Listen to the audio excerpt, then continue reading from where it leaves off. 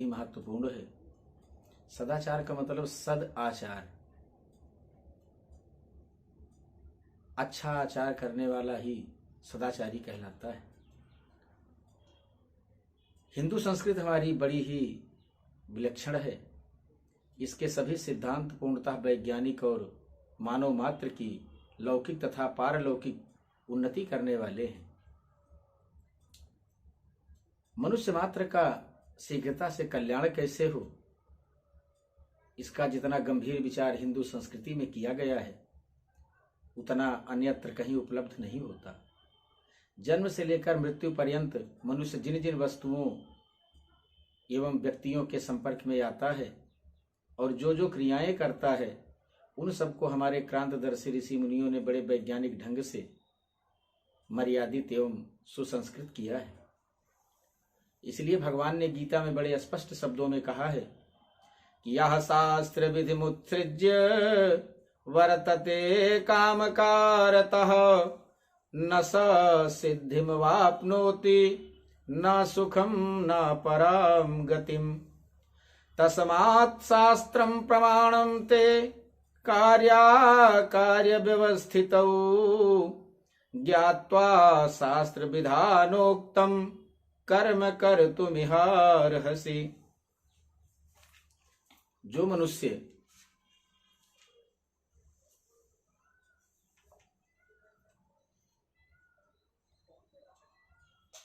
सोचता है कि हम क्या करें क्या ना करें, इसकी व्यवस्था में शास्त्र को ही प्रमाण मानना चाहिए। जो मनुष्य शास्त्र के अनुसार आचरण करते हैं वे नर कहे जाते हैं और जो मन के अनुसार मनमाना आचरण करते हैं उनको वानर कहते हैं। मतयो यत्र गच्छन्ति तत्र गच्छन्ति वानराः शास्त्राणि यत्र गच्छन्ति तत्र गच्छन्ति ते नराः। गीता में भगवान ने ऐसे मनमाना आचरण करने वाले मनुष्यों को आसुर कहा है। प्रवृत्तिं च निवृत्तिं च जनान विदुरासुराः।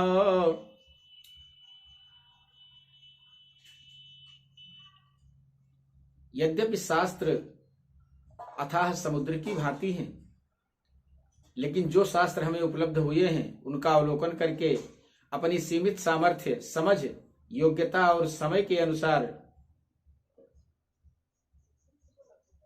आप लोगों के सामने प्रस्तुत करने का उपक्रम हमने किया है।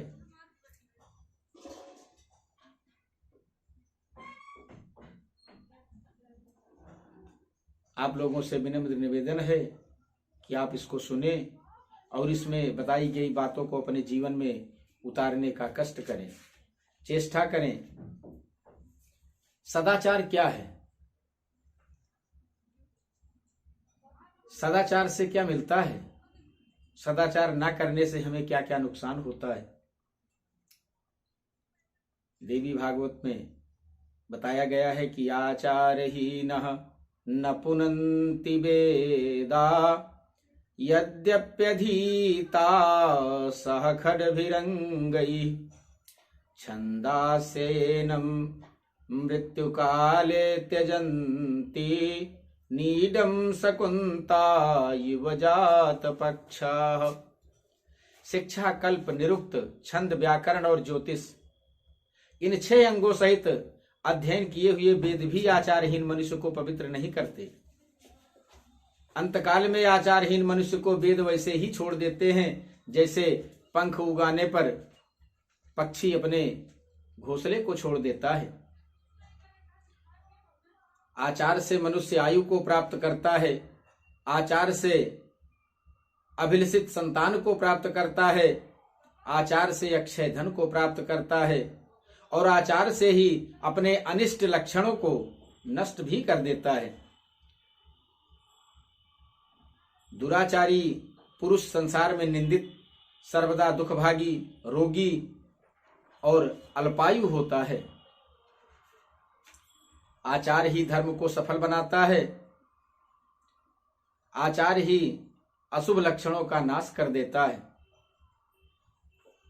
इसलिए सदाचार की रक्षा यत्न पूर्वक करनी चाहिए। धन तो आता जाता रहता है, धन छीन हो जाने पर भी सदाचारी मनुष्य छीण नहीं माना जाता। जो अपने आश्रम के आचार में संलग्न है, उसके द्वारा भगवान श्री हरि सर्वदा पूजित होते हैं। सदाचारी मनुष्य इहलोक और परलोक दोनों को ही जीत लेता है। आचारहीन मनुष्य संसार में निंदा का पात्र बनता है और परलोक में भी सुख नहीं पाता। इसलिए सबको आचारवान होना चाहिए। भगवान नारायण कहते हैं कि आचारवान सदा पूतः सदैवाचारवान सुखी, आचारवान सदा धन्यः सत्यम सत्यम च नारद। भगवान कहते हैं कि हे नारद, आचारवान मनुष्य सदा पवित्र होता है, सदा सुखी रहता है और सदा ही धन्य है। यह सत्य है, यह सत्य है। तो मित्रों, समयानुसार हमें क्या करना चाहिए, क्या नहीं करना चाहिए, यही सदाचार है। 2 घड़ी अर्थात 48 मिनट का एक मुहूर्त होता है। 15 मुहूर्त का एक दिन और 15 मुहूर्त की एक रात होती है। सूर्योदय से 3 मुहूर्त का प्रातः काल, फिर 3 मुहूर्त का संगव काल, फिर 3 मुहूर्त का मध्याह्न काल, फिर 3 मुहूर्त का अपराह्न काल और उसके बाद 3 मुहूर्त का सायंकाल होता है। मनुष्य को चाहिए कि वह स्नान आदि से शुद्ध होकर पूर्वाह्न में देवता संबंधी कार्य करे, मध्याह्न में मनुष्य संबंधी कार्य करे और अपराह्न में पितर संबंधी कार्य करे। कहते हैं कि असमय में किया हुआ दान राक्षसों का भाग माना जाता है।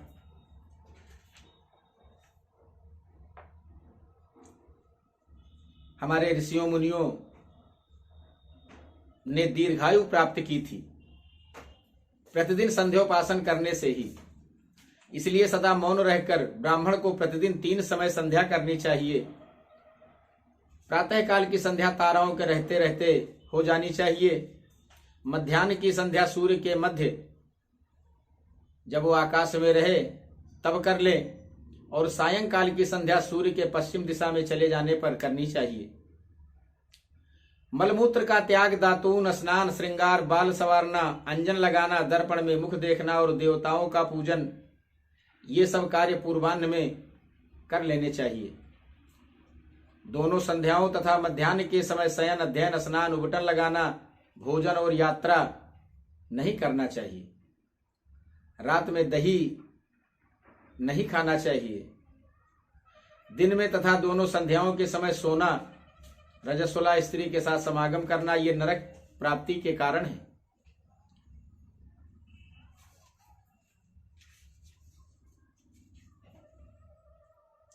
रात्रि में कभी पेड़ के नीचे नहीं रहना चाहिए।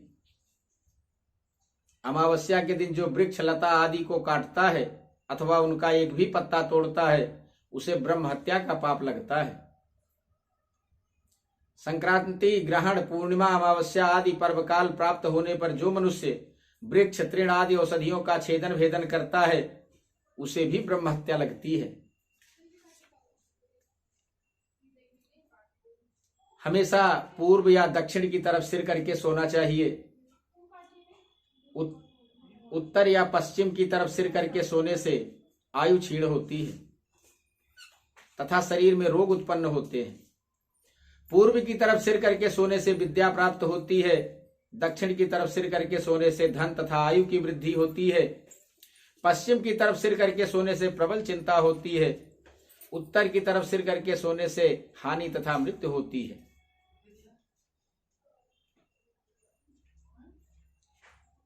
मित्रों, कभी जूठे मुंह नहीं सोना चाहिए और कभी नग्न होकर भी नहीं सोना चाहिए। भीगे पैर कभी नहीं सोना चाहिए। सूखे पैर सोने से लक्ष्मी प्राप्त होती है। सूखे पैर भोजन नहीं करना चाहिए। निद्रा के समय मुख से तांबूल, सैया से स्त्री, ललाट से तिलक और सिर से पुष्प का त्याग कर देना चाहिए। रात्रि में पगड़ी बांधकर नहीं सोना चाहिए। दिन में और दोनों संध्याओं के समय जो नींद लेता है वो रोगी और दरिद्र हो जाता है। जिसके सोते सोते सूर्योदय हो जाए अथवा सूर्यास्त हो जाए वो महान पाप का भागी होता है और बिना प्रायश्चित के वो शुद्ध नहीं होता। स्वस्थ मनुष्य की आयु की रक्षा के लिए ब्रह्म मुहूर्त में उठना चाहिए। किसी सोए हुए मनुष्य को एकाएक जगाना नहीं चाहिए। विद्यार्थी, नौकर, पथिक, भूख से पीड़ित, भयभीत, भंडारी और द्वारपाल यदि ये सोए हुए हों तो इन्हें जगा देना चाहिए। दिन में उत्तर की ओर तथा रात में दक्षिण की ओर मुख करके मलमूत्र का त्याग करना चाहिए। ऐसा करने से आयु क्षीण नहीं होती। सिर को वस्त्र से ढककर मलमूत्र का त्याग करना चाहिए।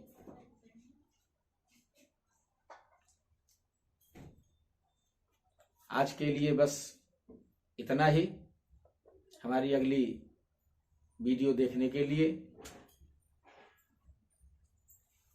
आप हमारे चैनल को लाइक और सब्सक्राइब करें। धन्यवाद।